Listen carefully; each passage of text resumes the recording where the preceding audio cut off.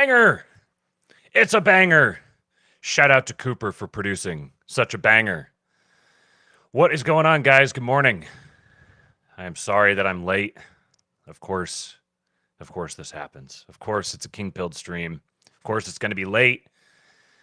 Oh, man. Yesterday was an absolute marathon. 3 streams spread out across the day. And, of course, the last 2 have technical difficulties and can't just sit there and enjoy the stream. Got to try to sort out all the technical issues. Such is life. Speaking of technical issues, I get started up this morning and a little behind the scenes action here. I've got the restream we're using here to stream out, and we've got 2 different. I've created 2 different profiles within Restream. One for the ASTROLABE streams, because if you notice the little colored bar at the bottom is a different color, and it's got a different intro song and all these different things. So it's easy to just split it up into two separate profiles, and then I create the YouTube stream, and I need to connect the YouTube stream. So tell Restream, hey, put the stream to this. So don't just stream to the channel in general, stream to this specific video. And what I didn't realize is that switching back from ASTROLABE back to King-Pilled profile to do the interview with Wade Stotts yesterday, it broke the connection with YouTube. So then I had to reset it up again. And then this morning, I went to go live, and apparently I need to have separate streams. I need to have one stream key for the ASTROLABE profile and one stream key for the King-Pilled profile. And so when I tried to go live, it just didn't connect and nothing happened. And then I realized actually it was a good thing because I'd forgotten to switch the X stream back on again to make it go live there. So anyways, so we're finally here. Finally got some good content for you guys today. I didn't think I was going to have a whole lot. I thought maybe we kind of have a short stream, and this probably isn't going to be a 2-hour stream. We'll see. I can talk sometimes, but I got some good stuff. Got some funny clips. Got some interesting clips. Got some inspiring clips, and yeah, I think we should have a good show. I was getting ready to come up here and do the show, and I forgot to show this yesterday. This is my Father's Day gift was from Eastwood. Daddy and Eastwood. So this is me here because I'm big, and then this is him because he's small. And then he's got a little note inside. Obviously, he didn't write those. This was the guide that he was given to actually write the things out. But this made me happy. Little man giving me a Father's Day gift, and he goes. I was getting ready to come up to do the show here this morning, and he and his mom are getting ready to head out to go to the lake and hang out with some friends, go swimming before this tropical storm comes in. We've got a tropical storm on the way. Supposed to get some insane amount of rain over the next week or so. I've heard up to 19 inches.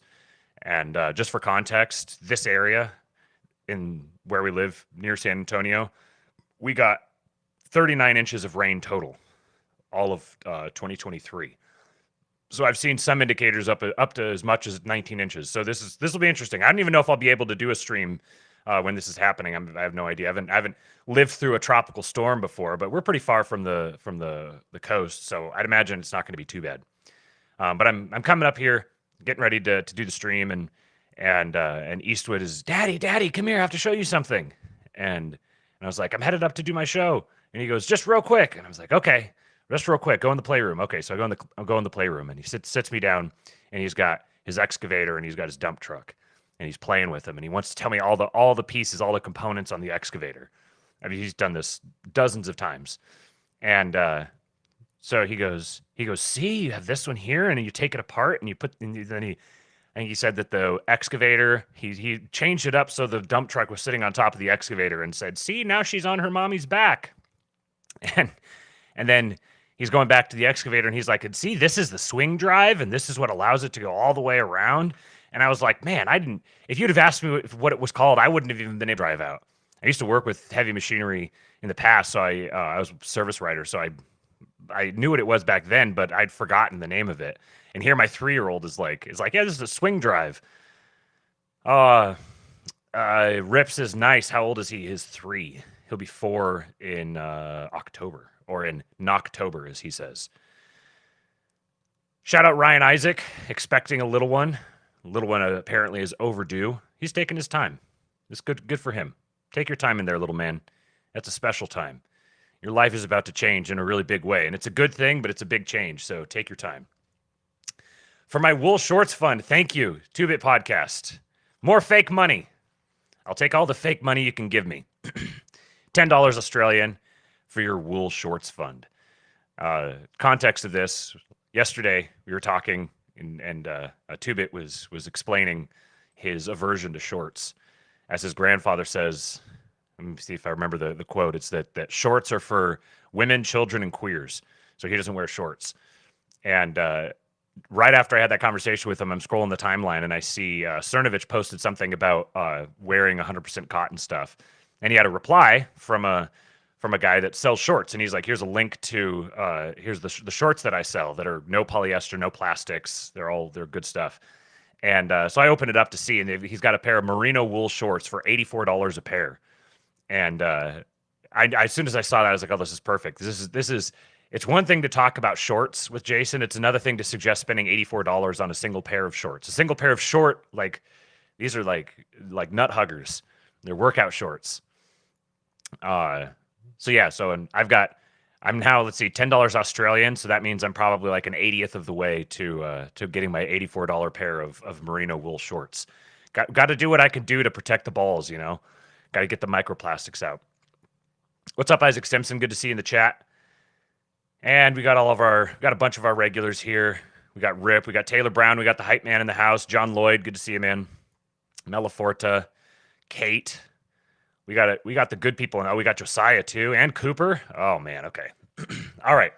Well, let's get this show on the road. First of all, shout out to White Boy Summer.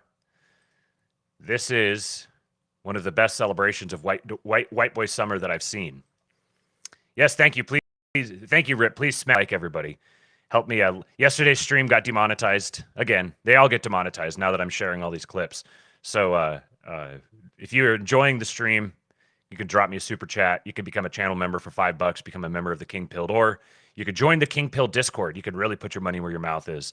We've got a great group of people in there, and I think we're gonna have a new thing. So one of the guys in there suggested yesterday that we start doing something like a Friday night schizo stream, where we've got a bunch of different stuff. I think you mentioned the Pyramid Code, and we've got some Robert Edward Grant videos, got some torus field theory videos, got a bunch of really interesting stuff. So good schizo content. And he suggested we do a regular like Friday evening schizo stream just on the channel for the channel members there. You hop on the voice chat and can live stream it. So if that's something you think you'd be interested in, then join the King Pilled podcast, or join the King Pilled Discord at kingpilled.com. John Lloyd says, love the stream last night. The clipping audio couldn't even tear me away. Good. I'm glad. Yeah. So the other two streams, I'll say this real quick. The other two streams I did yesterday, I did one with Wade Stotts in the afternoon. That was great. Really enjoyed talking to him. I've dubbed him the new late night guy, and love his content. He's like Oren McIntyre in bite size, in like millennial sized chunks, bite sized chunks. So I had a great conversation with him, and then talked with Meta Prime and Dimes about the importance of building and not getting sucked up by the nihilists and the grifters. And we're starting to see a lot of our ideas be getting more and more mainstreamed, accepted by the mainstream. We've got actual politicians that are openly talking about great replacement and all these sorts of what used to be no-no topics. This means that our little scene here, our little corner of the internet, is now ripe for the takeover, for the grifters to come in and begin using all of our memes and all of our ideas and stuff to grift, which is a good thing and a bad thing. I think it's a good thing because this is part of the natural social cycle, and there's an inevitability to it. And then it's a bad thing because it can be hard to know who's a grifter and who's actually someone who's offering you something productive and pointing you in a productive direction. So we had a great conversation about that. Unfortunately, there were audio issues and we couldn't figure out whose end they were on. So the audio was clipping, but I don't think we didn't lose much of the content. It's still listenable. It's just not enjoyable to listen to. So we decided to end early, and we're going to do a part 2. I wound up talking to both of them off stream. Of course, as soon as we ended the stream, everything was all hunky dory. We sat there and talked for like half an hour, had no issues. And then I wound up hopping on the phone with Meta Prime, and we talked for a while about a bunch of stuff. And it was a really good conversation. He's a good guy. I like his vibe. I like what he's doing. So go follow him on Twitter if you haven't. Meta Prime 001. And we'll be having a part 2 coming up soon, where we're going to get into some more detail. So here we go. This is just another example of the inevitability of White Boy Summer. White Boy Summer is even taken over the mariachi bands.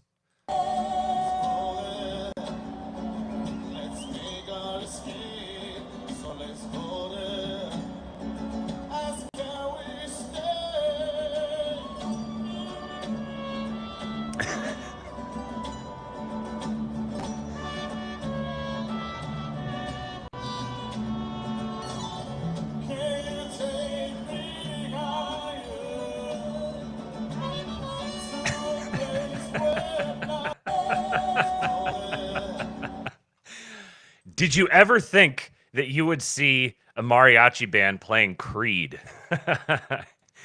Well, I declare that anybody who plays Creed is acting in honor of White Boy Summer. So you are an honorary white boy if you're coming up with creative ways to present Creed to the masses, even if the execution is not all that great. Yes. Okay. So here I'll drop the link to that so you guys can listen to it to your heart's content. So that was at a Mets game. The streaming feed of the Mets game cut to a mariachi band playing "Higher" by Creed during the commercial. Okay, now we got another one here. This one's hilarious. This is a classic. You guys may have seen this one before. If you have, you're still gonna love it. Because I know I've seen it many times and I still love it. This is one of the greatest real life, or it's not totally real life, kind of real life, but this is an example of what it looks like when a young white boy is getting longhoused. This is longhousing happening in real time, and he is not happy about it. You guys could probably feel for this little guy. Kitchen to fill these. We can do it. I don't like this crap. Definitely no cheese in the can. Very happy to be throwing this away. Bacon. No, I want my bacon. I gotta tell you something. Bacon is good for me. This is very You're mean. gonna be going to the grocery store. She thinks out of the blue she's a smart little girl that she can do whatever she wants. No, that's not how she can do it in our family. She's acting like she's the queen and we're the sorry people. His face right here. We're the sorry people. She the queen and we're the sorry people. Bacon's good for me. That's right. That's right, little man. You fight for your bacon. Joy, I have been nice to you, but now I'm coming to the edge. I promise you one thing, okay? If you do not have at least one food that you like, I will buy you a piece of junk. Is that a deal? No, I keep losing at deals, and I don't want to make a deal anymore. I am leaving, and you can't stop me. I'm packing my bags. And a very, very clear day until this. A bump in the road comes, and she be sarcastic.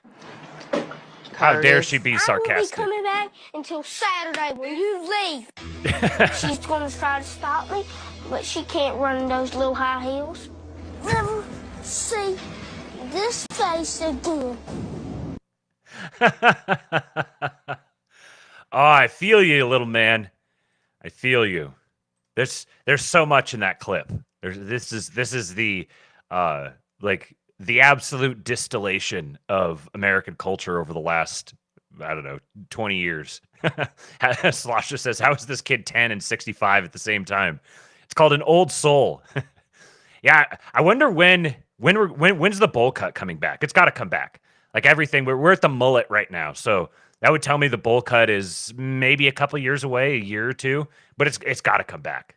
There's no way. I mean, we're rerunning the '90s over and over again, and pulling out all the different '90s things. Even talking to Wade yesterday, his whole bit is using the the 90s, like what do you call it? The late night TV shows, Jon Stewart and Stephen Colbert.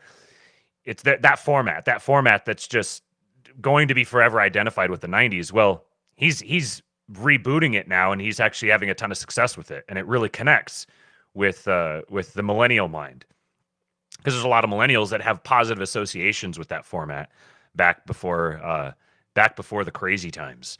It's kind of weird to think about, like, I don't know, 20 years ago, how different everything was.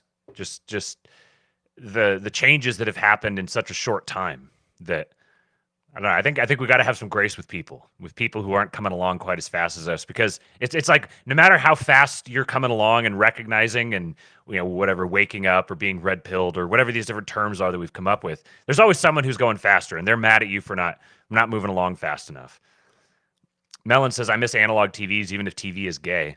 It was interesting. I was watching a conversation. It was Wade Stotts talking to another guy. I can't remember his name, but they were talking about TV and improving visual effects and then like doing the what am I trying to think of here? The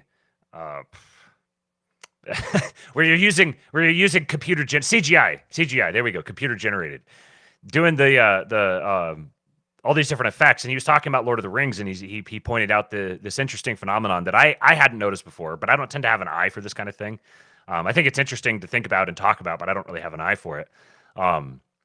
He said, if you take the Lord of the Rings movies and you watch them on like really like new, nice, like top of the line TVs, it actually starts getting kind of a weird effect, because it's almost better to watch on the TVs that it was actually designed to be presented on. And I'll bet you that there's going to be a little cottage industry for this.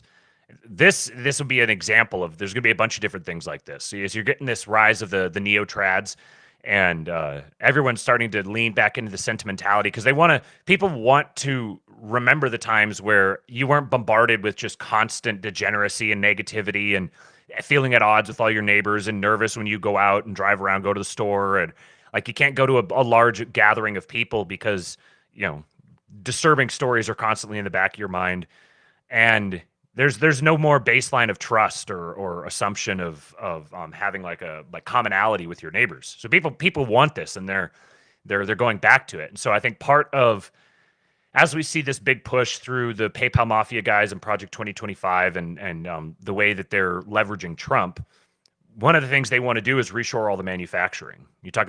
Trump's talking about doing the replacing the income tax with tariffs, and we talked about tariffs in the show yesterday.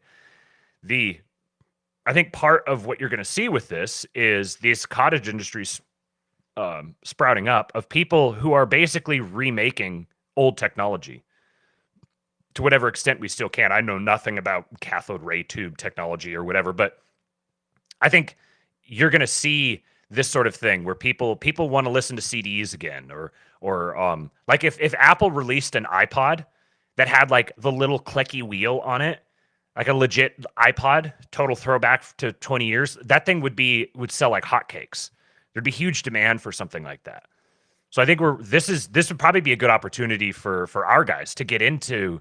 If you can begin manufacturing these sorts of things and selling them locally, I think there's a big market for it. I was thinking about this yesterday. It was 2 days ago. I was out sweeping our front porch, and we just got like just an ordinary whatever broom from Walmart or Home Depot, and I'm sitting here, I'm sweeping with it, and then I picked up our floor mats and I started slapping them with the broom. And I'm sitting here, I feel like a mom in the 1860s or something. I'm sitting here slapping a mat with the broom, and the broom started coming apart. The frickin' like the head started to loosen and wobble and come off, and I'm like, for crying out loud, I can't even have a broom that functions properly. And I started thinking, I was like, man, if I knew some guy that was like selling really nicely crafted, well-made, like handmade wood brooms that were like carved, I'd probably pay $50, $100 for something like that for a broom. And if I would, then there's got to be people who maybe even would pay even more than that just to have something that lasts, that has some kind of stability, there's a huge opportunity for all sorts of things like this. I've given you a couple ideas there. You got brooms, you got TVs. There's more things people could come up with. I'm not expecting people to go out and make an iPod. That'd probably be a little difficult, but yeah, I think this is part of the vision for building what America is to become as we move into the era of the true rise of the American empire. I think there's a big opportunity here for people to start engaging in craftsmanship like this. There's demand for it already, and I think we're seeing the political winds move in the direction that's going to incentivize that. Instead of having brooms manufactured from overseas somewhere, having the different materials shipped all over the place and then assembled in Mexico and brought up, or whatever happens with it. I have no idea how brooms are made. But as all of this stuff begins being reshored, then even little things like that, little kids' toys, like making little kids' wooden toys. There's a massive market for that. Get that on Instagram and start selling these to crunchy moms. They're all concerned about microplastics and all this sort of thing. Make high quality, affordable wooden kids' toys that are things that will last, that those kids could eventually hand down to their kids. Tons and tons of opportunities here. And you don't have to have tons of resources to get started with something like that. You just have to know how to make a wooden kids toy. You could learn this. I'm sure there's videos on the internet that could teach you how to do this. And there's videos on the internet that could teach you how to set up an Instagram account and then or a TikTok account, or start doing YouTube shorts showing like driving them around and stuff. There's massive demand for these kinds of things. There's no excuse for feeling like you don't have any sort of opportunities. I just came up with this just off the top of my head. There's an infinite number of other related things. Taylor Brown dropped a link in the chat here to Instructables. Let's take a look at this. He says, please go visit that. So many instructional tutorials on all kinds of stuff. Now this looks like this would be I can't actually click on the link. Let's see if I can do it over here. It won't even let me click on, select the link. Okay, here, let's drag and copy. Go to. Okay. Oh, well, it's not working. The link you dropped has some kind of an error in it. Let's see if it's the HTTPS. Nope, I don't know what it is. For whatever reason, that's not working. Let's try searching Instructables. I feel like this is going to be important. Here we go. It's the exact same URL. No idea why it didn't work. So let me pull this over here so I can share the screen with you guys. Yeah, this is a great resource. I can tell already. Oh, come on. The frickin' computer doesn't want me to be great today. Instructables. Here you go. Autodesk Instructables. Projects. How to make a resilient home for extreme desert conditions. Oh, this is fantastic. NeoPixel party bike. Wooden doormat and scraper. 3D printed hexapod robot. Millennium Falcon desk lamp. Man, this is covering the entire spectrum of every possible thing. Sign language translator. Annual clock. Experience time on a wider scale. Ooh, this would be fun for some of the schizo stuff. Face recognition automatic door. This is incredible. Thanks for dropping this in here, man. I am going to be bookmarking this. This is fantastic to have around. Let's see, what else do they got here? Contests. We've run over 1,000 contests with more than 19,000 winners today. Join the winner's circle. A water contest, farm to table contest, colors of the rainbow, puzzles and games, paper and cardboard. Man, I need to find the people behind this, because I would love to talk to them about this. This is fantastic. Okay. Teachers. Project for every lesson. Instructables is committed to helping teachers inspire, engage, and prepare students through hands-on projects to make in the classroom. Always free and always fun. Come explore projects for your next classroom lesson. They got it broken down by grade level. University Plus. This is so brilliant. This is one of the best resources on the internet. I can tell just by looking at it. This is fantastic. Thank you. I'm gonna be sharing this with my wife, because this is right down Eastwood's lane. He's going to love this kind of thing. Found it at your job yesterday. This is great. All right. Let me minimize that so I can come back to it later. All right, here's another one. So this one's going to get... how can I... Hold on. Okay, here we go. This one's going to get you guys wound up at first. It did me. But it's like that meme, they had us in the first half, not going to lie. Yeah, this one had me in the first half. Let's go. Hold on, I got to figure out which frickin' tab it is. Okay. All right. I hate the American flag, so I have taken it upon myself to redesign it. And if you're wondering what makes me qualified for that, well, Betty Ross was only 24 years old when she designed the original American flag, which obviously is outdated and has been updated since. And now I think it's time for another update. So immediately, let's get rid of the red, because we don't need to remind the world of all the blood we have on our hands. There are 13 stripes to represent the 13 original colonies and 50 stars to represent the 50 states. I would keep those if we had a representative democracy, but we don't. So let's keep the essence of stars and stripes, but let's make it 2 stripes to represent the Democratic and Republican Party that control our government, and we'll just make it 1 star because it is one nation after all. But I want to throw in triangles to kind of give the Illuminati shadow government vibe. So here's the final rendering. This, I feel like, fully encaptures what our government truly represents. I would love to hear some feedback, some constructive criticism. What do you guys think? All right, I'm watching the delayed stream to see when it happens, to see when it changes. Yeah, there you go. Now, this is my type of anti-Semitism. This is great. This is clever. Well done to her. She has done very well. It's the absolute epitome of the meme. She had me in the first half. I didn't even know why I kept watching, but I was like, there's got to be something. There's got to be something. Knowing who shared it and who retweeted it, there's got to be something here. And sure enough, there was. This is very well executed. Okay. So next thing here. This is going to be kind of I don't know. This is kind of a positive story, kind of a negative story. I'm not sure. Your mileage may vary. So, first part. Here's the story. On July 9th, 2020, 6-year-old Bridger Walker saved his little sister from a dog attack. He had 90 stitches all over his body, but saved his 3-year-old sister from certain death. He stated, "If anyone has to die, it's me. I'm the big brother." The World Boxing Council recognized him as a full-time world champion. Look at this absolute king. White Boy Summer, indeed. So now Men Are Human, one of these gay viral accounts. Men Are Human is a gender equality group fighting for the rights of male victims of discrimination, sexual assault, domestic abuse, male suicide, and much more. Male disposability is baked into little kids. So I had thoughts as soon as I saw that, but fortunately, smarter men than me have already weighed in on this, and I want to share those thoughts with you guys. So first of all, good friend of the show, Tysonberg on Twitter, Harry Bergeron. He says, one of the weakest things I've seen on this site. Protecting his younger sister was baked into him from his genes, not society. If you react to a 6-year-old boy saving his 4-year-old sister's life by whimpering in self-pity and bringing sexual politics into it, thinking girls have all the luck, ... Yes. This is pathetic.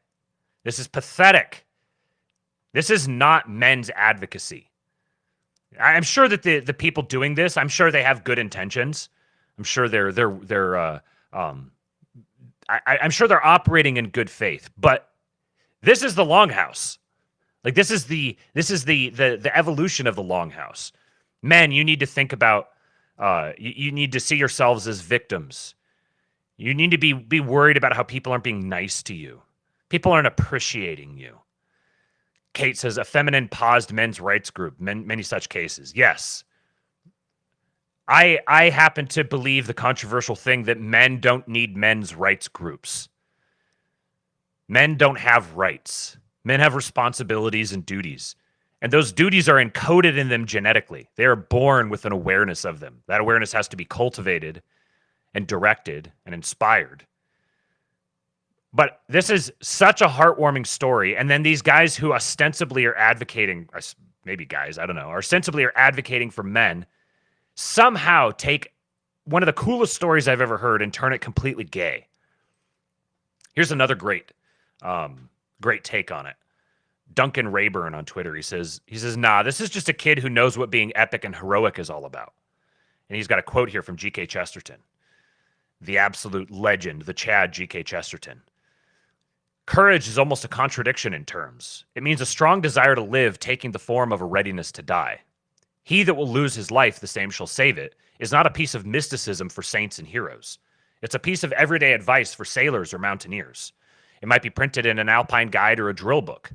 This paradox is the whole principle of courage, even of quite earthly or quite brutal courage. A man cut off by the sea may save his life if he'll risk it on the precipice. He can only get away from death by continually stepping within an inch of it. A soldier surrounded by enemies, if he is to cut his way out, needs to combine a strong desire for living with a strange carelessness about dying. He must not merely cling to life, for then he will be a coward and will not escape. He must not merely wait for death, for then he will be a suicide and will not escape. He must seek his life in a spirit of furious indifference to it. He must desire life like water and yet drink death like wine. What a quote. He must seek his life in a spirit of furious indifference to it. If that doesn't sum up the essence of masculinity, I don't know what does. That's fantastic. I'm going to say it one more time. He must seek his life in a spirit of furious indifference to it. Josiah says, this is the same as men live longer without balls. Yeah, exact same spirit. Thank goodness that we have the absolute governor himself, G.K. Chesterton.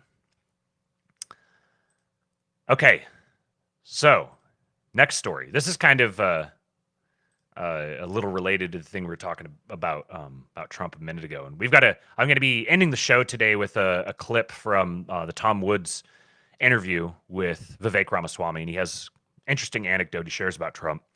But this is talking about people wanting stability, people wanting authenticity, the crisis, making people really desire stability. Alaric the Barbarian says, it's incredible how far the two political parties' plans have diverged in the past few years. Trump is floating mass deportations and abolishing the income tax in favor of tariffs. Meanwhile, cutting-edge Dem policy is building Section 8 in rich suburbs and a wealth tax. That's a fantastic juxtaposition. I think fantastic must be the word of the day today. That's a terrific juxtaposition. Trump is floating mass deportations and abolishing the income tax in favor of tariffs. So imagine you're just like an ordinary dude. You're not super plugged into politics or whatever, but you pay attention the last few months and then cast your vote. And these are the options in front of you. Mass deportations, which is going to improve your labor prospects, improve the housing market, all these sorts of things. And then abolishing the income tax in favor of tariffs. You're no longer going to pay an income tax. You're not going to have to go through this whole rigmarole and have work for the first 3 or 4 months of the year for free. It'll be abolished in favor of tariffs and reshoring manufacturing. Or on the flip side, you can have build Section 8 in rich suburbs and a wealth tax. Oh, this is great. Because I don't think it's ever been this clear in U.S. history. One side is proposing American revitalization, a return to our golden age of economic policy. The other side wants everything to become a favela and to make it illegal for you to notice it.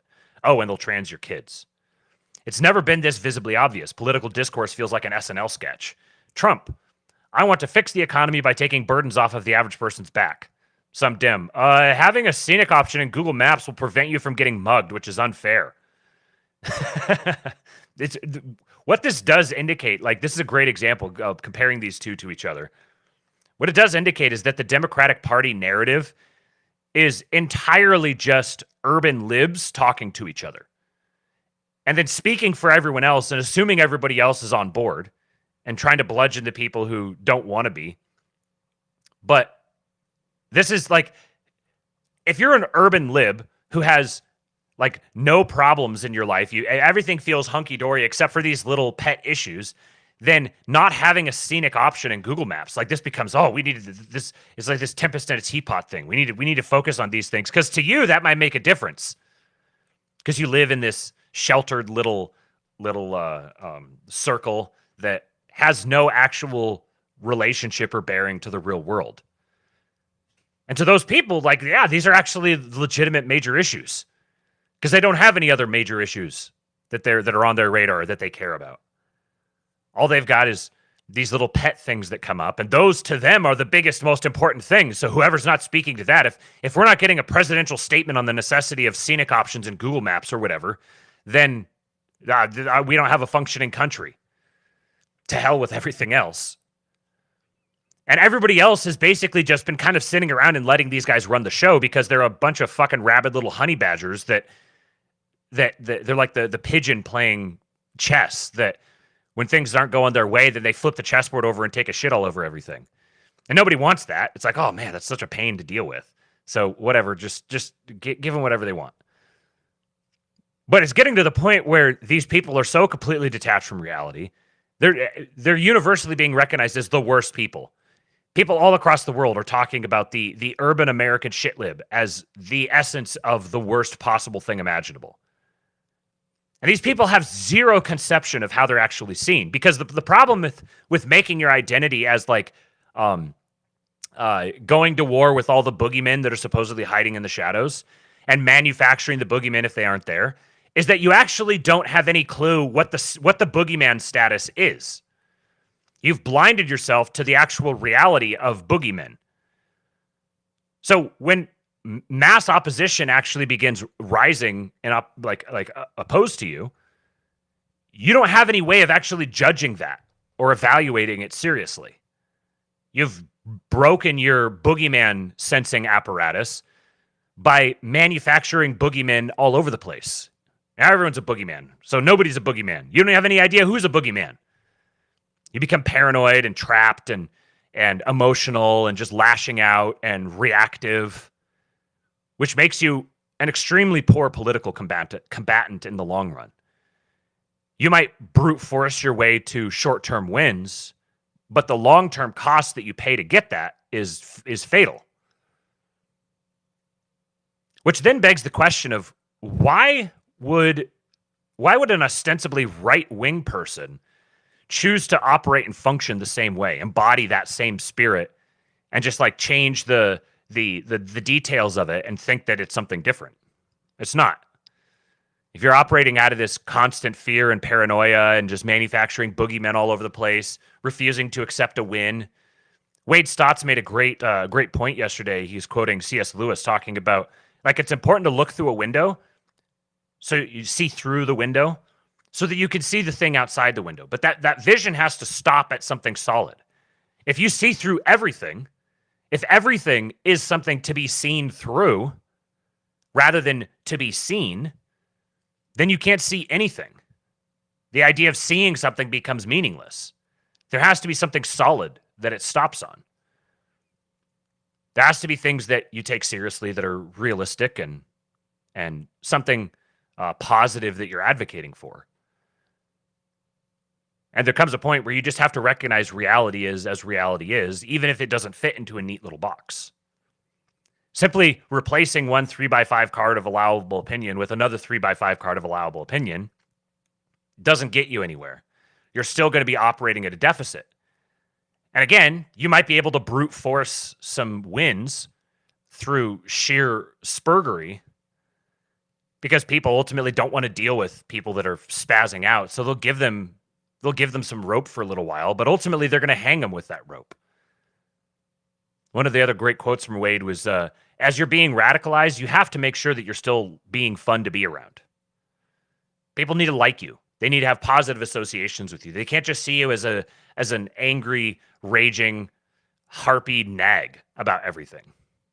So it doesn't matter if you have the coolest, most base political opinions, or if you're just the right amount of racist and sexist and misogynist and whatever else. Those things are just accoutrement. They're tchotchkes on your mantle, but there's nothing of substance to them. Because that's a costume that anybody can put on. Anybody can decide to take on that same mentality and that same those same accoutrements. But it's not going to change anything. It doesn't actually get at the fundamental substance of anything.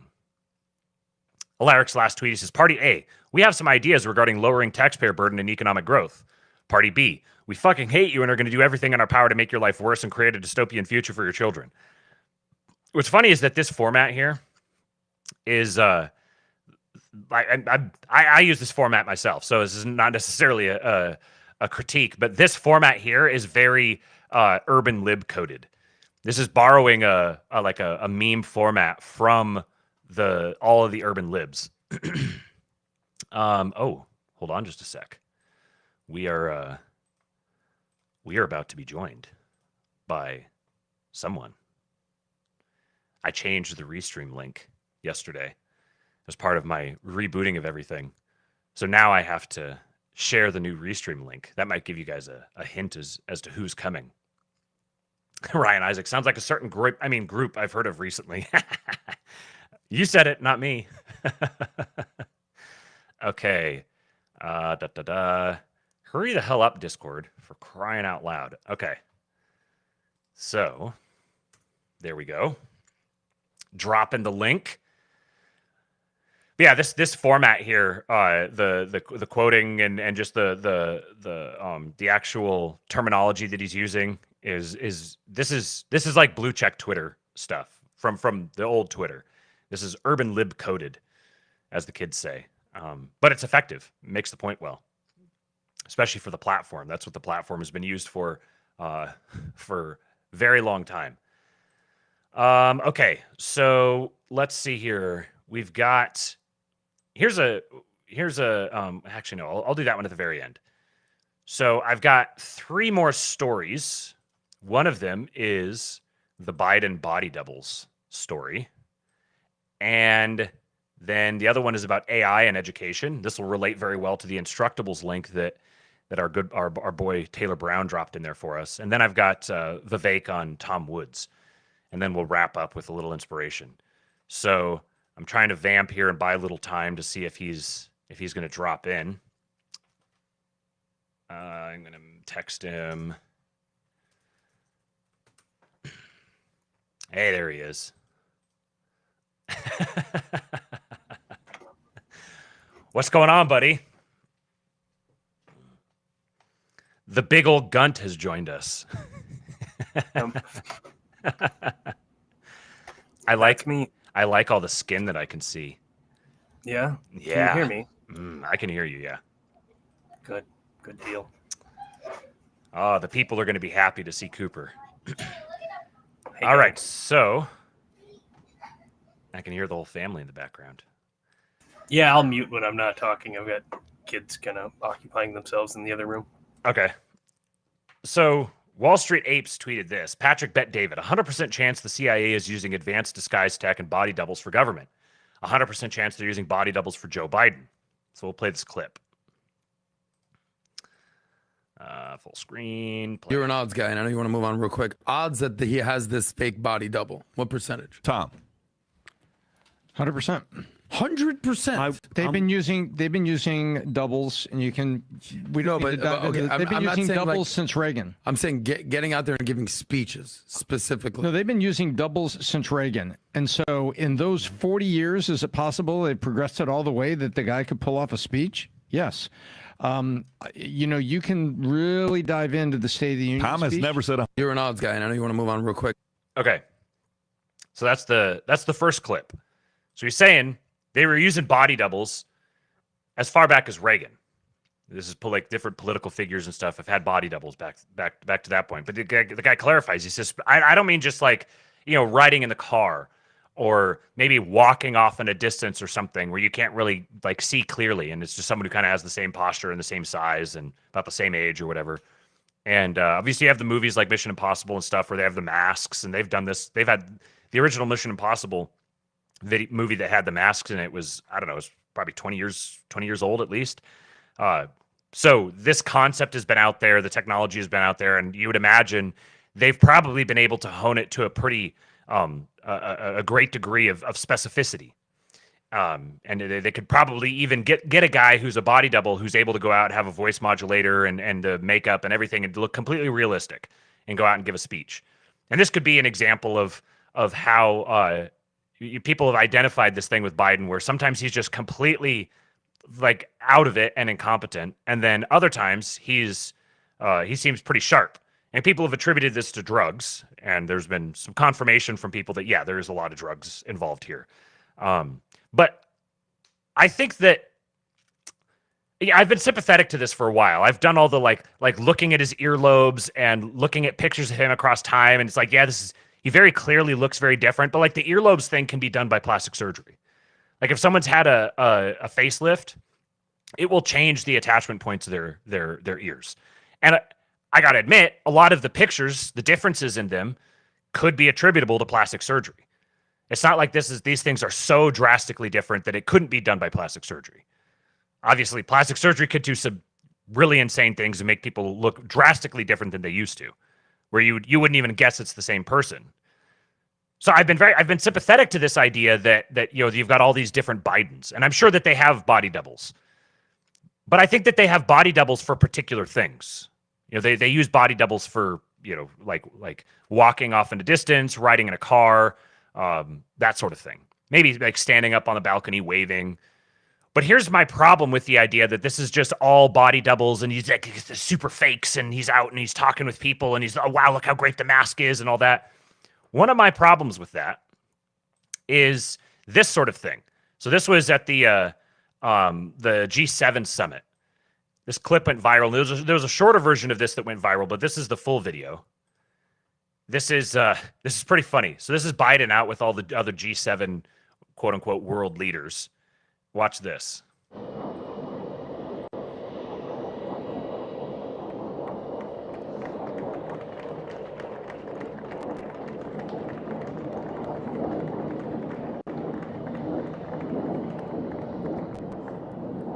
Oh. Uh-oh. Uh-oh. Uh-oh, someone's going off the reservation. Okay, who's gonna move? Okay, you move. Okay, you get closer to him. All right, now, bring him back. Bring him back. Okay, there we go. Stand. Look natural. Act natural, everyone. Smile. Look comfortable.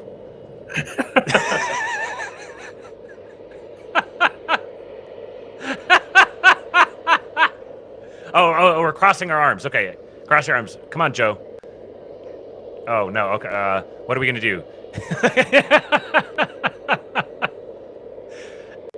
These are supposed to be the leaders. These are the leaders of the world. These are our enemies here, folks.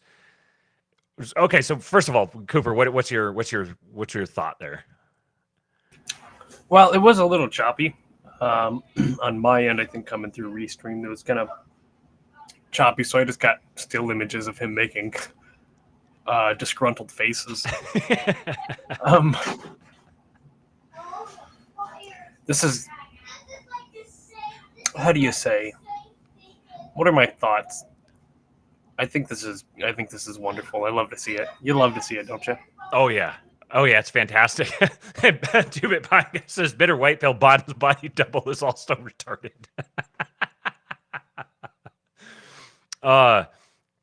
Josiah wants you to know that you were unmuted. Josiah also says the body double industry is not immune to the competency crisis. So here's my question. If they have this super advanced capacity to create the perfect body double, and they can make someone who looks different, they can make him exactly like what he whatever they want him to be, then why would they not be presenting Biden as, if they got all this body double technology, why would not be presenting him as this like super sharp, it's remarkable how sharp and spry he is at such an old age, and like actually have a guy who's spry and sharp. Imagine the energy that would inject in the Democrat Party's movement. Like, it's very obvious. There's leaks all over the place, and just anyone with eyes can tell they're not happy that they have to deal with this guy. They're not happy with his condition. It's like a major point of critique. It's the biggest electoral drawback to him, is his absolute buffoonery and incompetence. So why would a clip like this exist? If they have the capacity to just body double some guy in there, and the tech is super advanced, and so we're never actually seeing the real Joe Biden, then why would they not be doing this? Two-Bit Podcast says the Dark Brandon meme would be a 1 of 1. Yes. Like, this is, they could lock down a permanent electoral majority if they just put out a whatever person they wanted, made Biden just an entire fiction. He could have a million different body doubles for him for any given activity. And I don't buy I know everyone's, oh, it's demoralization. They do it on purpose because they want you to be demoralized about your country. This is fucking retarded. Like, all of these world leaders who are standing there with him, they're not happy about this whole setup. You could see it with them. They're like, oh, fuck.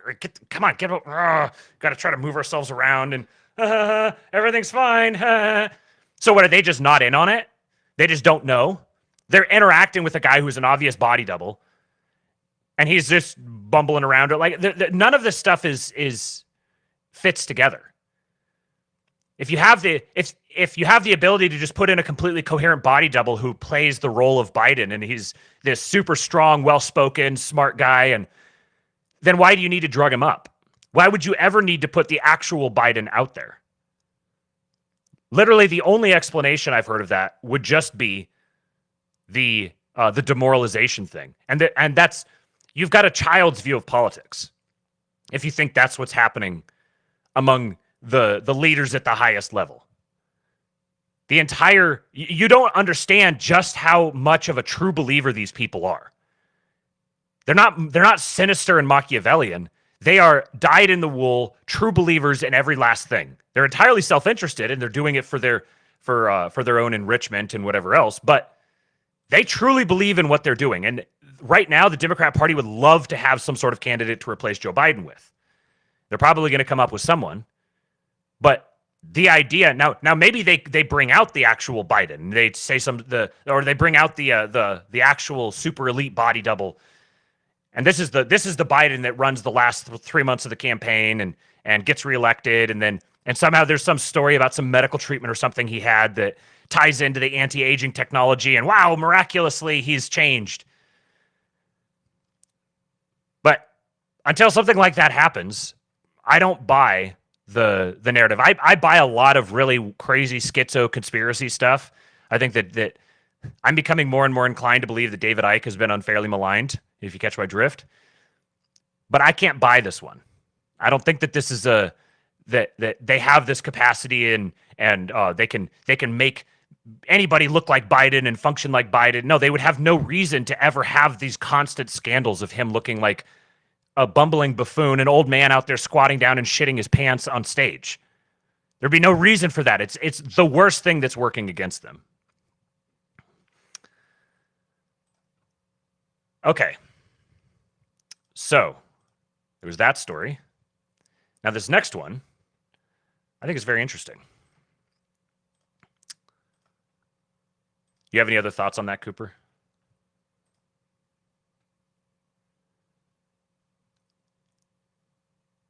You're muted. Maybe like, I don't know. No, not really. I mean, this is it's nothing new. Like, who believes this anymore? You know, who buys into this shit? Mm-hmm. The only people, like, there's no one left to be red pilled. You know. Mm. If you're not by now, then there's no hope for you. Yeah, right. That's it. Okay. So now we're take a little bit of a turn here. John DiPietro has this interesting thread. AI will send the cost of education to practically zero. What would it look like if we no longer needed schools or teachers? What if a high-quality free education was available to every American kid in their home? Not only is that possible, it's inevitable. TLDR, AI will displace most classroom instruction. It will take longer than it should only because of resistance to change and inertia. It's inevitable and unstoppable. You're probably experiencing cognitive dissonance reading this because the past 100 years have defined education as sitting at a desk in a classroom and being guided by a human. The advent of the AI teacher. Back in May, a lifetime ago in AI development, and this was November 16 is when he wrote this, so back in May was now 13 months ago. I asked ChatGPT to create a sample homeschool lesson plan. So this is his prompt for ChatGPT. You are a 13-year-old girl named Susie. Instead of attending a traditional school, she is homeschooled by an AI teacher augmented by a VR headset. The AI teacher is a virtual avatar of Taylor Swift, who is Susie's favorite artist. Now, please create a 1-paragraph summary of a sample lesson and exercise for each of the following 6 subjects: essay composition, Algebra 1, evolution, the drafting of the United States Constitution, Mandarin Chinese vocabulary, and drama. Each lesson should be about 20 minutes and incorporate visual and audio components on the VR headset. Here's the output. Susie puts on her VR headset and is transported to a virtual writing lab where she is guided through the process of constructing a 5-paragraph essay. Taylor Swift explains the importance of having a clear thesis statement, and Susie practices developing her own using visual prompts projected in the VR environment. For Algebra 1, Susie visits a virtual amusement park to explore real-life applications of linear equations. She calculates ticket prices, ride speeds, and wait times by solving various algebraic equations, with Taylor Swift providing step-by-step guidance and instant feedback. In the evolution lesson, Susie embarks on a virtual journey through time, witnessing firsthand the process of natural selection and the development of diverse species. Taylor Swift highlights key events in evolutionary history and quizzes Susie on important concepts. Next, for the lesson on the drafting of the United States Constitution, Susie is virtually transported to Independence Hall in 1787, where she observes the Founding Fathers debating and drafting the document. Taylor Swift helps Susie analyze the various arguments and understand the significance of the Constitution's creation. For the Mandarin Chinese vocabulary lesson, Susie visits a bustling virtual Chinese marketplace, where she learns and practices new vocabulary words by interacting with the environment, listening to native speakers, and engaging in conversation with Taylor Swift. Finally, in the drama lesson, Susie is immersed in a virtual theater where she practices her acting skills by performing in various scenes with famous characters from classic plays. Taylor Swift provides feedback on her performance, and Susie learns about the importance of body language, vocal projection, and character development. It took me less than 2 minutes to type up that prompt and receive the output. You may think there's still a big difference between those short descriptions and delivering the lessons themselves. It's a reasonable assumption, but you'd be wrong. A recursive tool called AutoGPT could iterate through an entire curriculum outline and generate these lessons. Combine this with an AI video generation platform like Synesthesia, and you're done. A 15-year-old could knock this out over a weekend. But what about, I know this is going to be a lot for people to process, and everyone's initial reaction will be to search for reasons why it will fail or why it needs to be stopped. I don't believe it can be stopped. Let me address a number of concerns and objections. It's not ready yet. This is true, it's not. I'm not suggesting the result this weekend would be remotely ready for prime time, but given the pace of advancement, I predict this will be a reality within 5 years, if not much sooner. And he posts an image here of Midjourney going through the different versions. And he's got the dates here. So version 1, they don't have the prompt here, but it's like a young boy with water and light and whatever, green eyes. Version 1 released February of 2022. And then version 2 released April of 2022. So 2 months later, it actually kind of looks like it got worse. But then July 2022, version 3, it's beginning to improve. There's a little more detail, a little more lifelike on the face and the skin. The hair is a little better. Version 4, big jump. So from July to November, you've got 4 months here, and this is version 4. Version 5 is another 4 months. And then version 5.1, this was May of 2022. So in the space of 14 months, they went from this to this. And this curve is accelerating. This is just with images. The same thing has been happening now with video. Here's another complaint. Computers can't replace people. A recent study asked patients to rate their online chat experience. Half were communicating with a doctor and half with an AI bot. The patients preferred interacting with AI by a factor of 10 to 1. You can talk about the negative things that this will cause all you want. The point here is that this is inevitable. There's no stopping this. It's going to happen. So the question is, how are we going to live with it, and how are we going to take advantage of it and procure the benefits without getting the drawbacks? What about socializing? Yes, kids need socializing, but this is a common red herring argument against homeschooling. AI education will be done so efficiently that kids will have more time for socializing than they do in our current Prussian prison-styled education system. What about working parents? The single biggest obstacle to education reform has been the fact that its primary function is daycare, and education is at best a distant second. The AI evolution won't change that, assuming we still have jobs. For that reason, we will still need daycare services that serve as learning pods where kids can experience AI instruction while socializing with others. Our current classroom model, however, will not only be obsolete, but counterproductive to the learning experience. The post-classroom dividend. The implications are mind-boggling. Educating kids at home at a negligible cost will deliver 2 major dividends. One is money savings. New Hampshire schools spend more than $3.5 billion every year on education. That's about $6,500 per household every year, whether you have kids or not. Imagine if that number shrank to 500. That would leave more than $250 million to subsidize daycare, sports, music, etc. Time savings. If you haven't read Ian Underwood's book, Rethinking Fairness in Education, I highly recommend picking it up. You can read it in less than half an hour, and it's worth every second. In my post, How to Fix Public Education in 3 Easy Steps, I cover a lot of that territory. I'll drop the link for this in the description so you guys can go through and read some of these resources yourself. He says, nothing in education is more absurd than our slavish acceptance that every kid requires exactly 129,600 minutes of instruction. Keeping a student in school longer than necessary is unfair to taxpayers. Keeping them less is unfair to the student. AI education fixes this. All students will complete their learning in as little or as much time as they need. I predict that the experience will be so superior that the average time required to receive the equivalent of today's K-12 education will be somewhere around age 13 to 15. I'd say it'd probably happen even earlier than that. Conclusion. Whether you think this is a good or bad thing does not matter. It's happening. It can't be stopped. I'm sure the education industrial complex will try to stop it with FUD, fear, uncertainty, and doubt. But word will get out and people will see it with their own eyes. And the technology is too simple. According to a leaked memo, Google is terrified that their moat is gone and that AI is heading toward an open source model. You can run ChatGPT 4 on a MacBook laptop right now. It's going to be too easy to develop and use to keep it caged. This is going to happen. It's going to fix our abysmal attempts at public education, finally. The only questions are, what do we do with the school buildings and how do we spend all that money? And here's his original article. So I will drop the link to this thread in the live chat right now, and then I'll drop it. I'll put it in the description later so you guys can go read some of those other resources if you'd like to. Okay, Cooper, before I get some of your thoughts on this, I wanted to address a couple of these things. So obviously, like having Taylor Swift, there's all sorts of things where this could go wrong. Having Taylor Swift do it, all that. It's just an example. You could do this with anything. What this comes down to is who's programming these things. If they're going back and they're looking at the history of so-called natural selection and the development of diverse species, whatever science thing you're having them go back and view, it's up to you to program that and ensure that the kids are viewing the thing you want them to. This is the same with normal education, except now you could do it in a really realistic, immersive way. This, I think, the Algebra 1, like teaching math and geometry and physics through something like this is legendary. When I was in college, I took pre-calculus and then I took survey of calculus, which was like in 1 year we went from Calc 1 to Calc 4 and did the whole survey of everything. And I spent most of the year with just like no clue what was going on. Is totally abstract stuff, a bunch of equations, formulas. I have no idea what I'm doing.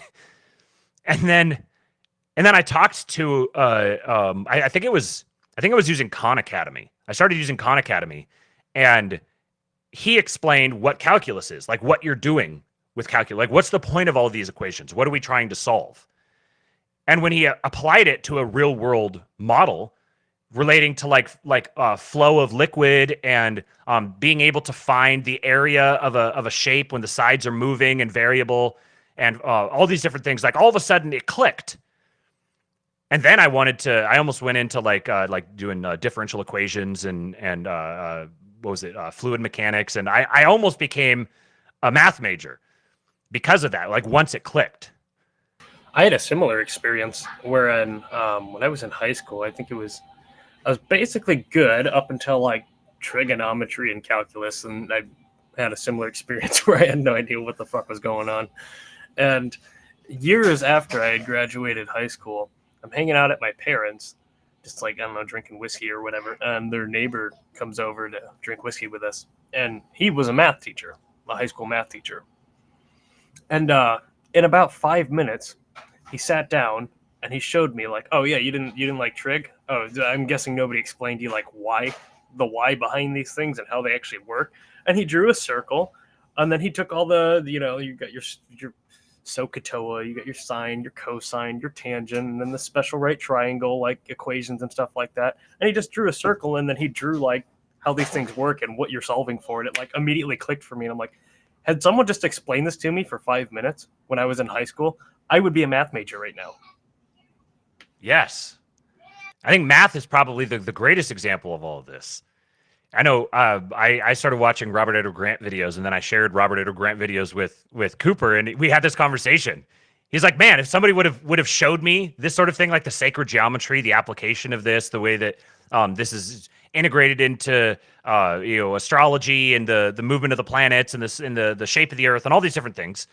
It makes it so much more interesting. You're not just learning these memorizing abstract formulas for whatever purpose. That's you're not learning anything. You're just memorizing some things so you can answer like try to pass a test. Yeah, you just like kind of plug in the answer and try to solve for all the equations so you can pass the test and then forget everything immediately afterwards. Right. This is where I think this sort of thing is. If you take the Luddite perspective that just over indexes on all of the negative externalities that could be associated with this, that will be associated with this, you wind up depriving yourself and your future generations of the benefits that come from it. I said in the show yesterday that we're just on a trajectory. Each of these things is building on the previous thing. You have electricity, and then you have the internet, and then you have social media. Now you have AI, and there's going to be something after that.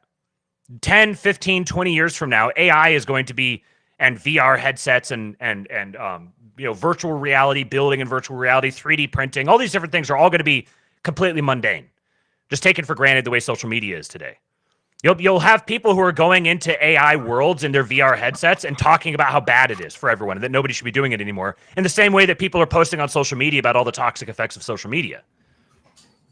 It's going to be integrated into our lifestyles. Javier Oliva says, I think someone smarter than me once said, people are not bad at math, there are only bad math teachers. And, I think about that, and it is the case that our brains are constituted such that just engaging in daily life, all of your experiences, there's all like constantly there's all sorts of compression that's going on and filtering and equations that are being run in your head just in the background. It seems like mathematics should be something that is just like natural to humans. Mm-hmm. We should be able to just it should just click like, oh, okay. And I think it is the case that is how it works, but it's just taught in the stupidest possible way. Yeah. I was watching this video, the one I streamed in the Discord, and maybe we'll watch one of it for a schizo stream one of these Friday nights. It was Austin Whitsitt talking about his torus field theory, and when he lays out his model for like the movement of the planets and their relationship to each other, and how the as above so below connections between the different movements, and all the way down to the so-called atomic or quantum scale, and then all the way up to the cosmic scale. And he was like, if I was to present this, like this visual presentation of this to like my 5-year-old daughter, she would understand this intuitively. She would learn this very quickly and easily, especially having it be visual and then the simplicity of the model. But if you wind up deriving a model that's massively overcomplexified and it's all entirely abstract into he calls it mathemagics, then it's actually anti-human. It doesn't. That's one of the reasons that one of the things that started to cultivate a lot of skepticism for me in the standard model of physics and astronomy was like, there's nothing beautiful about this. There's nothing reflecting humanity about this. And given my own presuppositions, my own Christian anthropology, I'm learning now to not accept things that aren't beautiful, that don't explicitly show the fingerprints of God. If it's all massively complexified and abstracted away from reality, there's a good chance that it's fake and gay. I'll add, I don't know if it really add, but just a comment that I recall reading rather recently that mathematics, for the Greeks at least, was considered the domain of philosophy. Mm-hmm. And that if you wanted to be a philosopher, like, at the academy, or you wanted to hang out with Plato and Aristotle and all those dorks, you had to first master mathematics before you could even begin doing philosophy or any kind of other philosophy. And it's interesting to me that now mathematics has been relegated to the domain of science. And in fact, I think it's seen as kind of like the most fundamental to science. I don't know what the implications of that are or what that means. That's interesting. It's kind of like there is something that's very fundamental about mathematics, so you can't just do away with it altogether. But we've seen this bisecting of science and religion, or like science and spirituality, and the physical and the metaphysical. And I think that's probably a big part of it. Now, like, you can't do away with science, but if science is, or you can't do away with math, but if math is something that's fundamentally spiritual and metaphysical, then you have to figure out how to place that into the material, physical domain, and it lends credence to it. But ultimately, like, you can't argue with math. So I do find it interesting that it's becoming now what I see as the most compelling example of a return to having some kind of spiritual consciousness or awareness in the West is happening largely through the vector of mathematics. And yeah.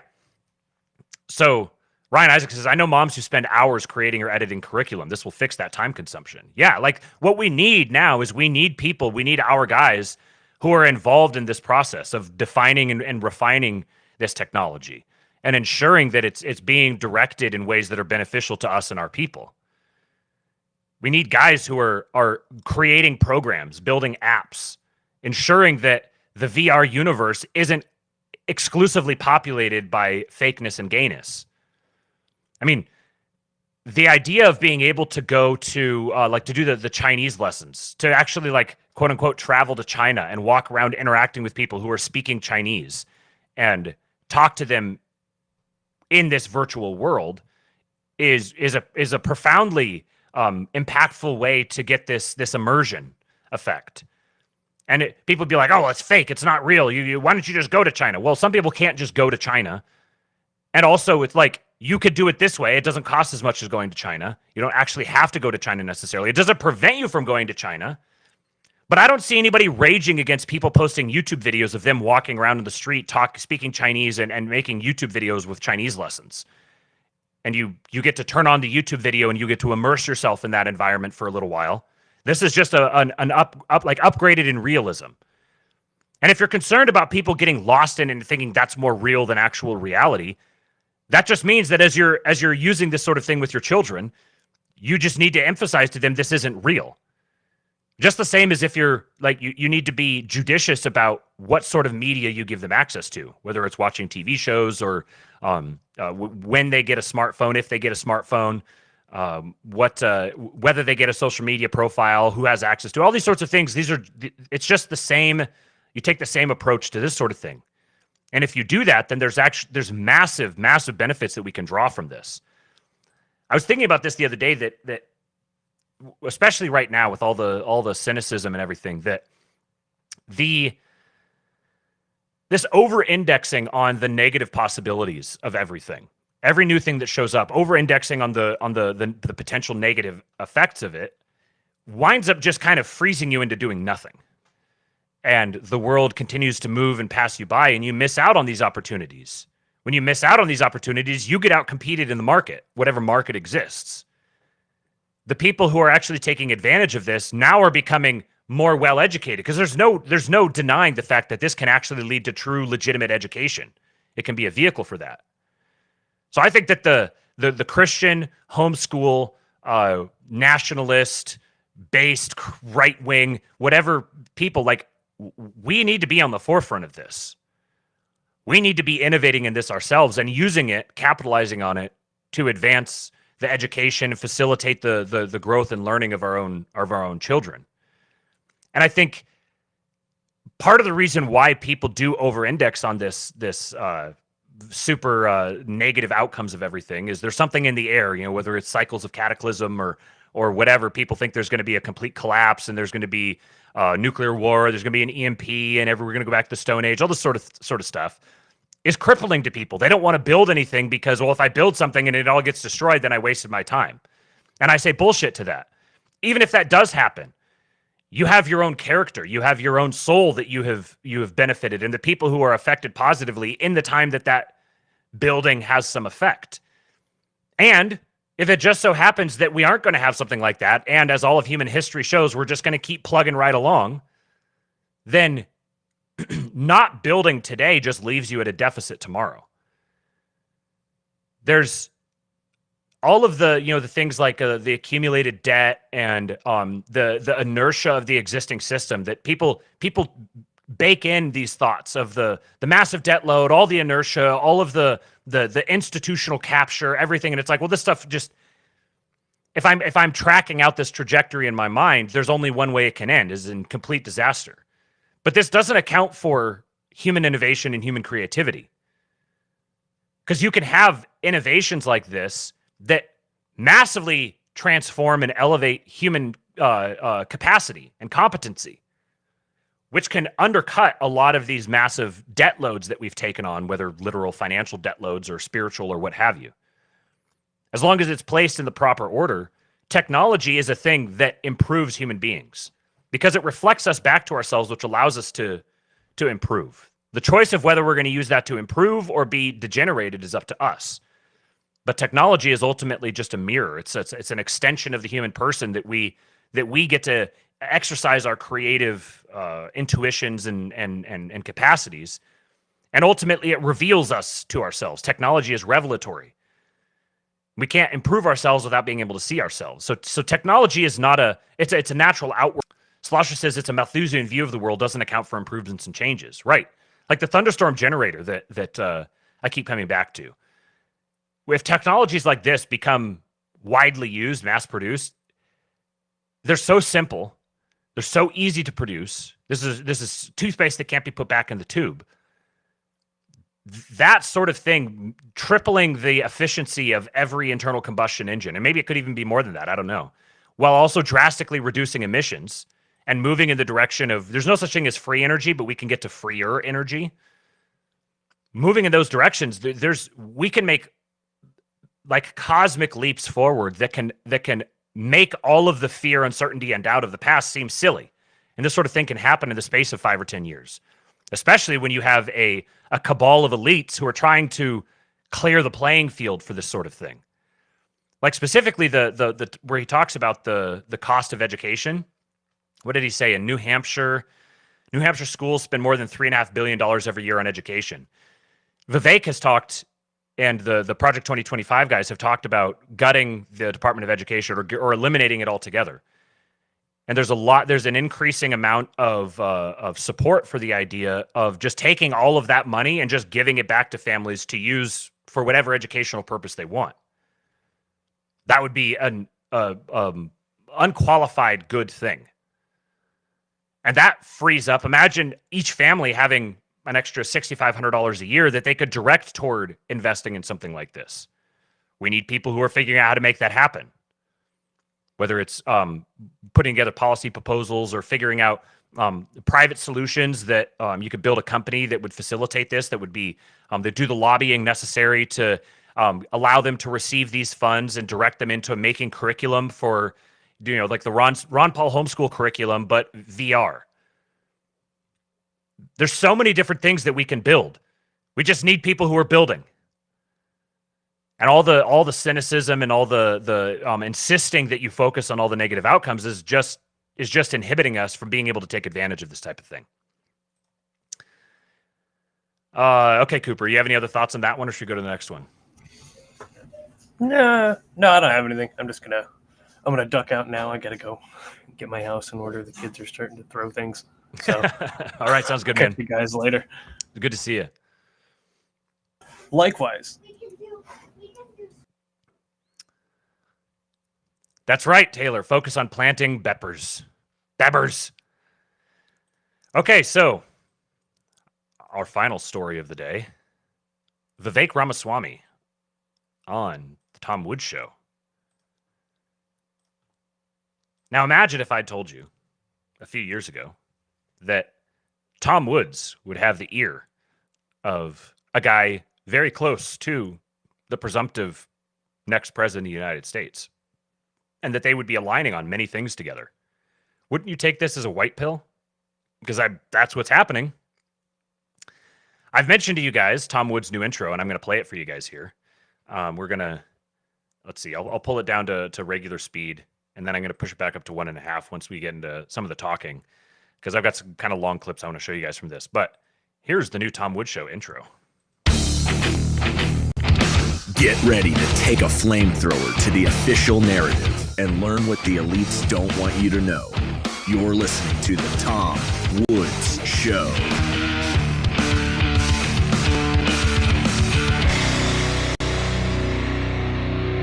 Hey everybody, Tom Woods here.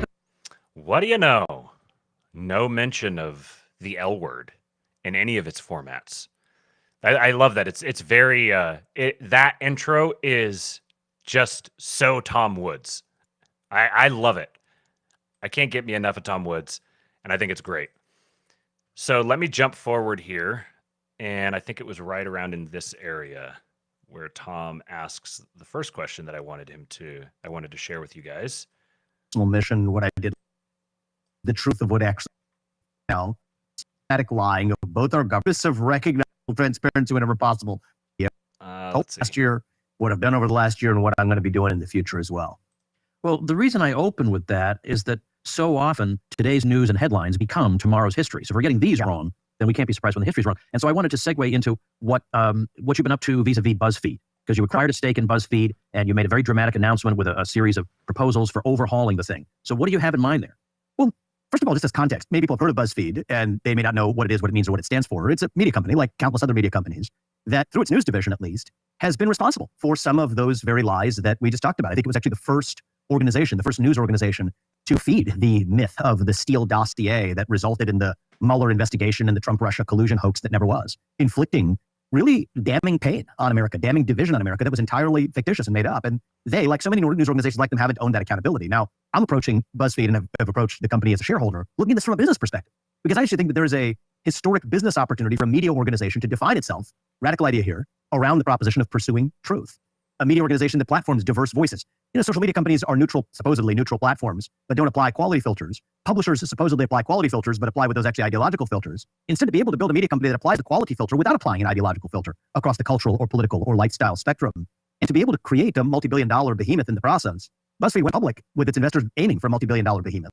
It's a company that has floundered like so many of these media organizations, now has more debt than cash, a declining revenue base, and is losing money against the backdrop of somewhere in the neighborhood of $100 million market cap when it went public for $1.5 billion or whatever it was at the time of its public listing.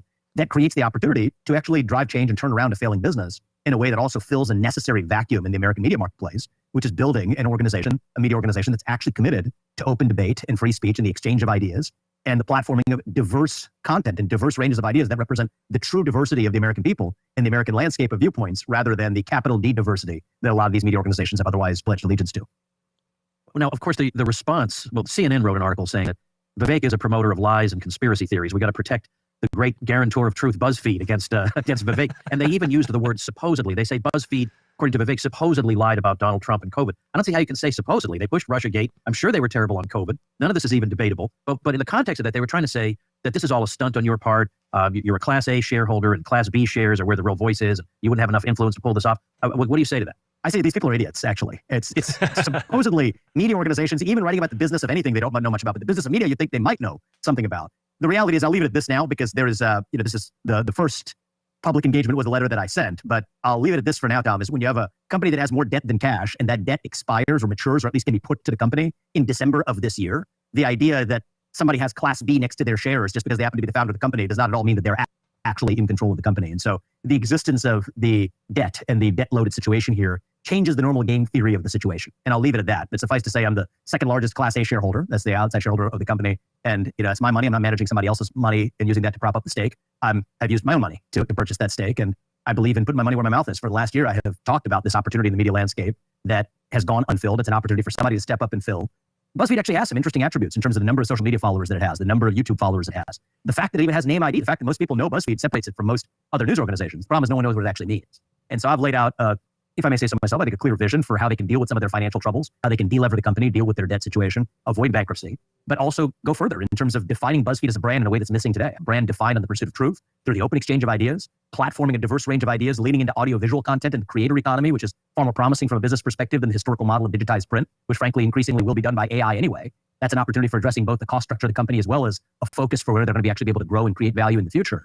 And, it's interesting. I mean, I didn't grow up in the media business, but I am a founder of multiple companies. The largest of them is a large biotech company, multi-billion-dollar biotech company that's returned $1.5 billion or more in cash to shareholders. It is an $8+ billion company today in its first 10 years of life. And BuzzFeed is a nearly 20-year-old company that's debt-ridden and trading at a micro-cap or small-cap valuation. I think that I'd hope that they're open to providing, and somebody giving them a lifeline. They're shuffling deck chairs on the Titanic when they need to be worried how they actually stop the ship from sinking like so many of their peer companies have.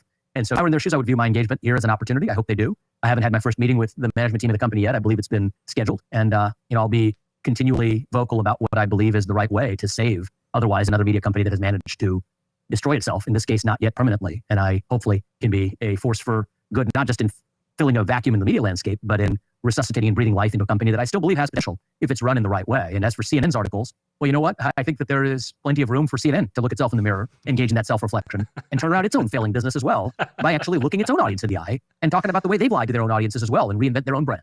Now, I don't think CNN, I'm not holding my breath for CNN to do it. In some ways, it may be more possible to do for a smaller company like a BuzzFeed, but in any case, the opportunity exists for a reason. And sometimes we can drive positive change through the market, not just through politics. Okay, so some thoughts on that. Ryan Isaac says, when Vivek shows a little of his greater wit, he shows a lot already. He is very funny.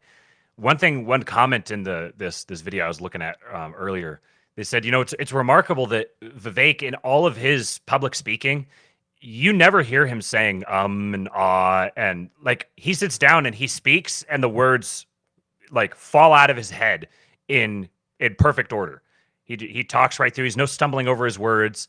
He's a very good speaker. And you could tell even when he's off the cuff, if somebody surprises him with a question he didn't expect or something like that, even just off the cuff, he's a very clear thinker. Now, as for like the diversity of viewpoints on the media platform, blah, blah, blah, blah, blah, like following Vivek, I'm not sure to what extent this is something that he truly ardently believes in, or if he has the pulse of the public dialed in and he knows that this is a compelling sales pitch.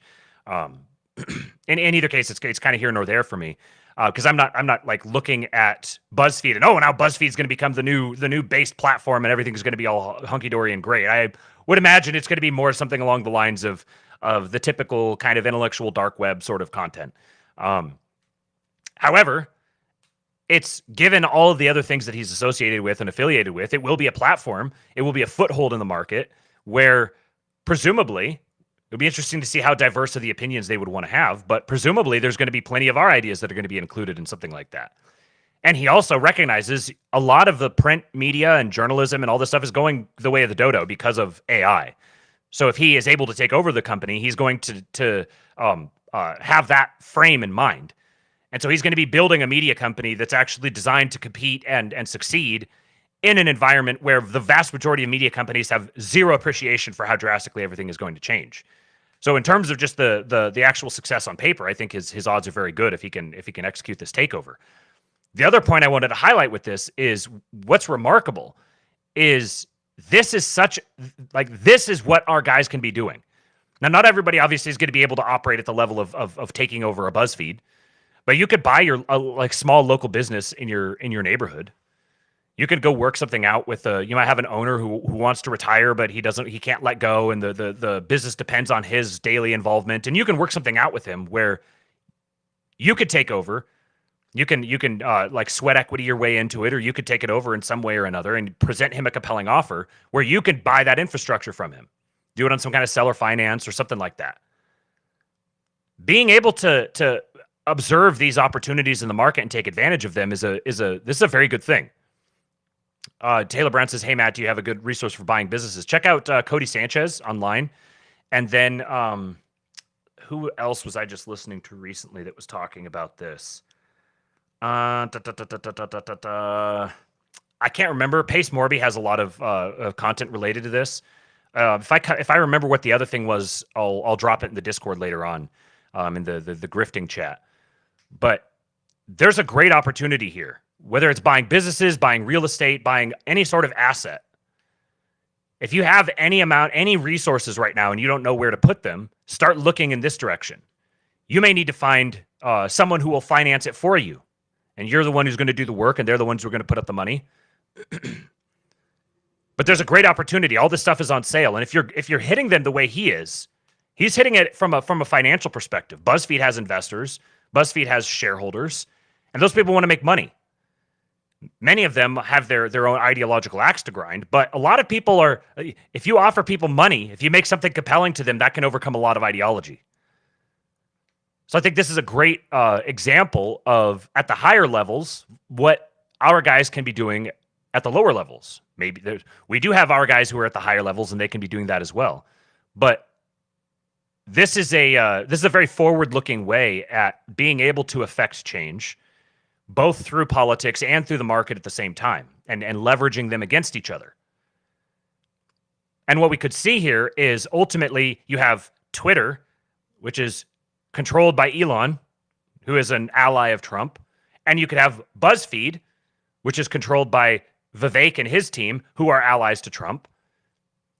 And now we're building up an entire new media landscape, which of course is going to get watered down and milquetoast and paused and whatever. Like this process is going to continue. But we're watching the landscape change completely. If you have a White House affiliated media organization that is running the ground game and putting out all of this content that's all framing everything in a favorable light, this is just going to continually push public opinion more and more in the right direction. That's right. We're watching the expansion of the patronage network. How many of our guys could go get hired on at BuzzFeed if he effectuates this takeover?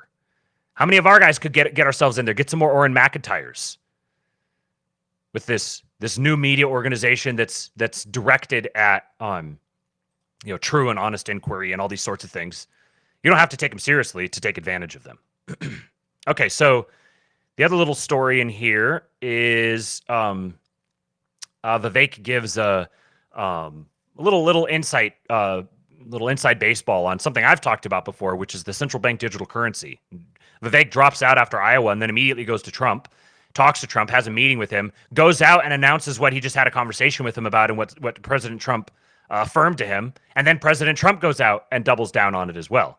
This was the instance where it became very clear to me that Vivek is not just some hanger on with Trump, but he's actually legitimately influencing him. And he talks a little bit about Trump's personality and character here, which vibes with the clip from yesterday in the All In podcast with Chamath and David Sachs. Metals.com/Woods. The Donald Trump I like is the one who has Vivek in his ear. And because I don't want you to necessarily comment on this, but when he gave that, shortly after you withdrew from the race, he gave a speech in which he said that under his administration, there would never be a central bank digital currency instituted. And the audience went crazy. And he was surprised at this. He said, well, you people are smarter than I thought. And I thought to myself, Vivek did that. Well, now when he's been public about it since, and that was the result of a conversation I had with President Trump. But I want to maybe take that as a moment to lift the curtain a little bit on who President Trump is as a person, which I think is badly misportrayed by the media. But I've got to know him. I've known him for several years now, but I've got to know him particularly well since I left the presidential race.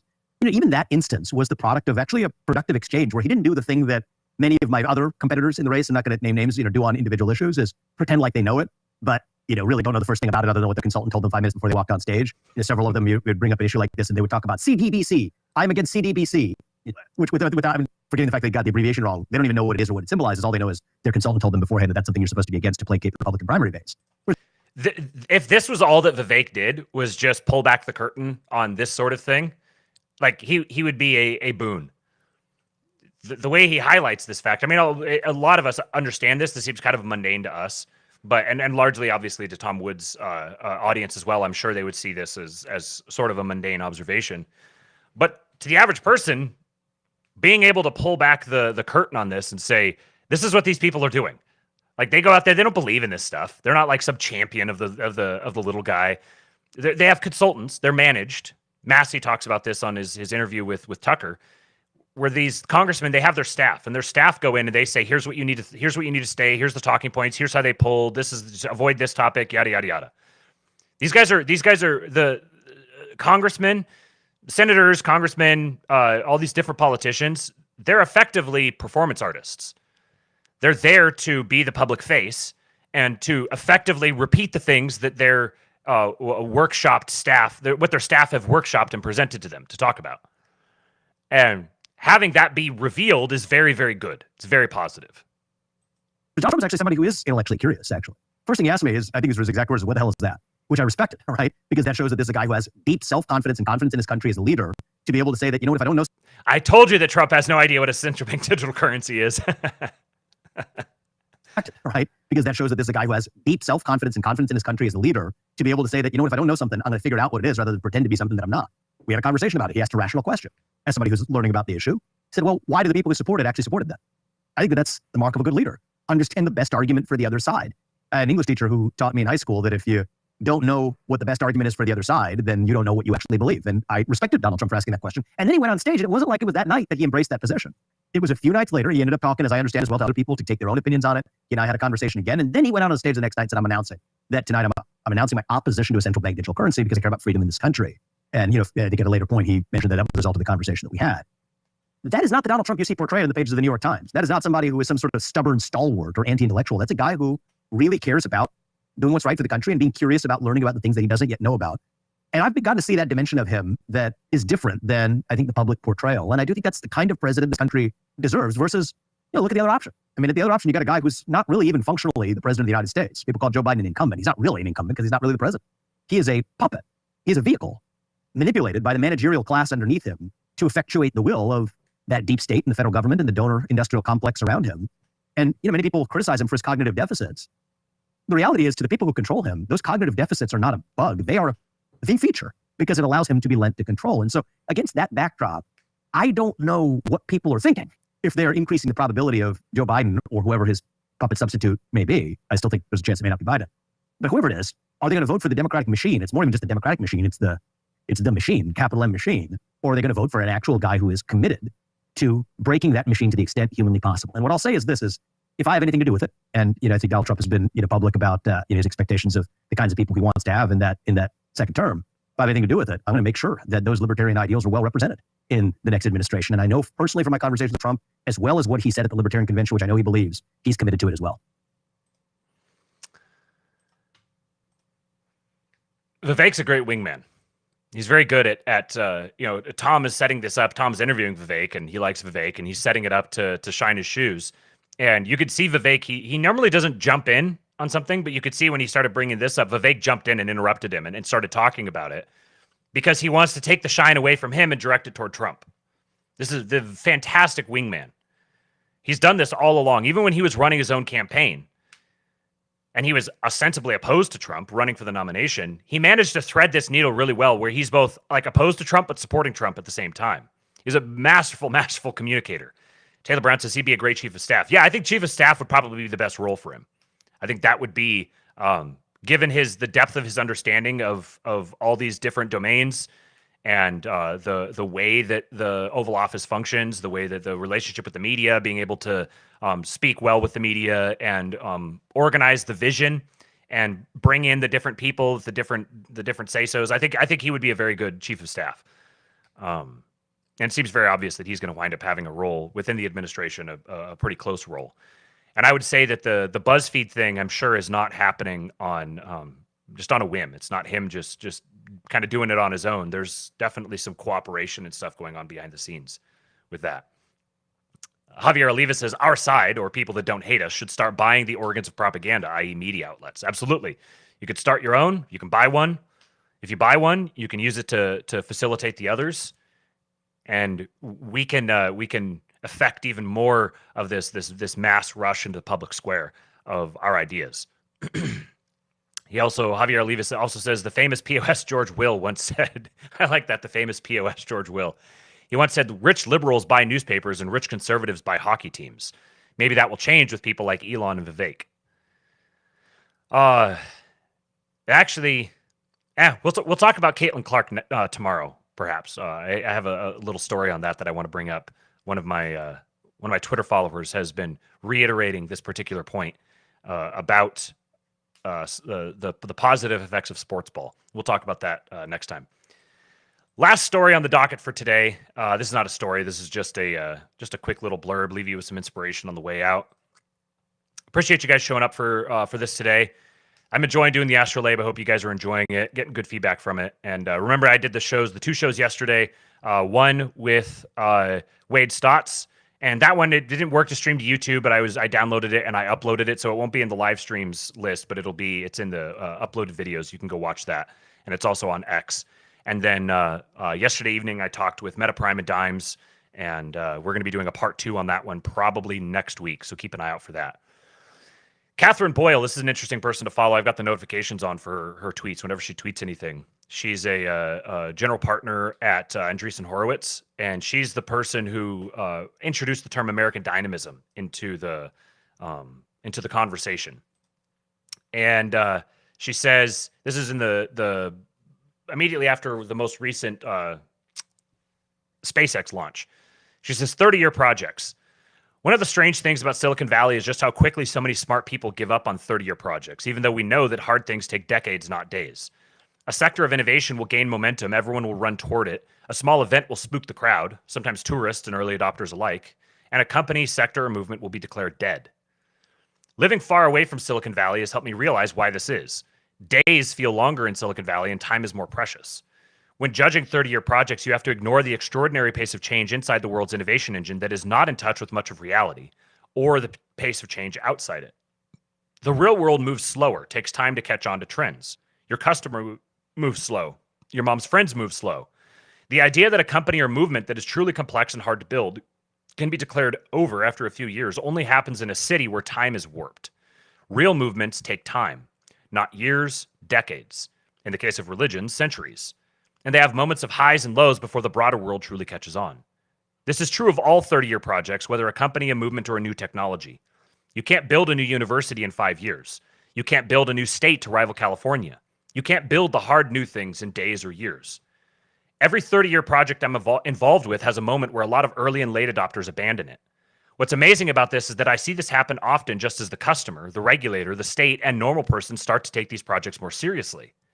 Remembering that the pace of change is different for each of these groups is helpful to knowing your project is on the right track, and that small blips don't matter at all. And lots of naysayers return after leaving. One final note.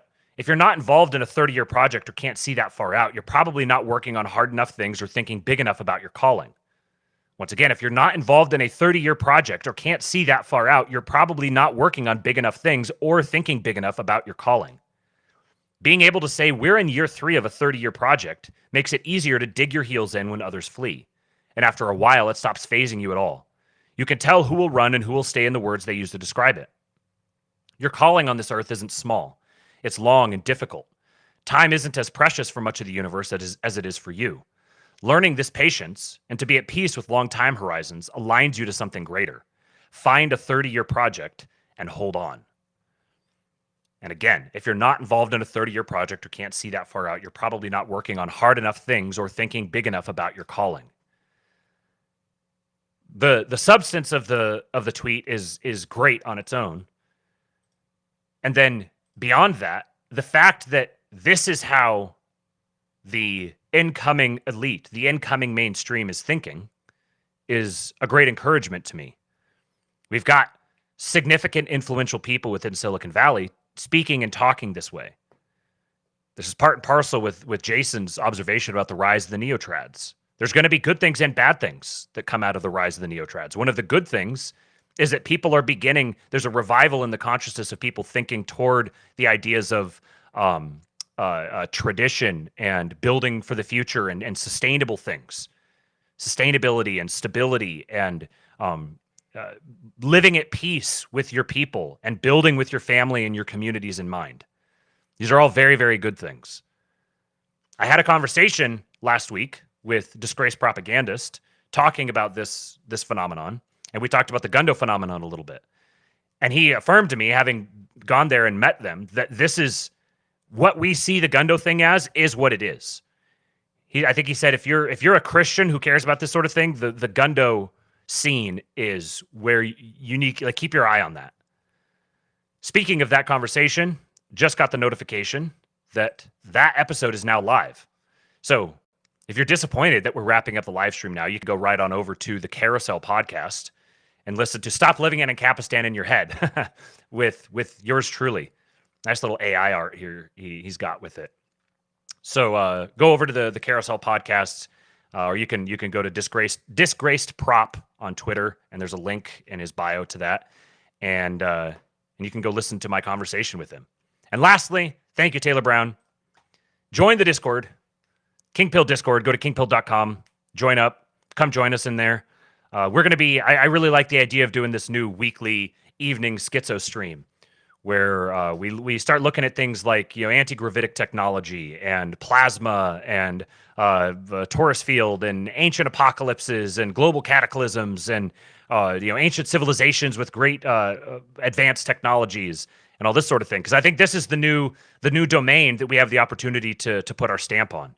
I think there's going to be, within the next 5 to 10 years, there are going to be advancements in the collective understanding of what reality actually is, and then technologies built upon that are going to drastically change standards of living. And I think this is going to offset, if not all, but much of the accumulated rot and bloat and degeneracy that has built up to this point. So hopefully I've given you guys enough white pills today. I appreciate you guys showing up. Do me a favor and hit the like and share the stream with people. If you're not subscribed already, please do so. We're starting to the subscriber numbers are starting to pick up again, which is good to see. And you can follow me on Twitter at RealKingPilled. We'll be back tomorrow with the ASTROLABE around 10:15 a.m. Central Time. I've got some more stories for you guys already, and I'll get some more between now and then. And until then, I'll catch you in the King Pill Discord.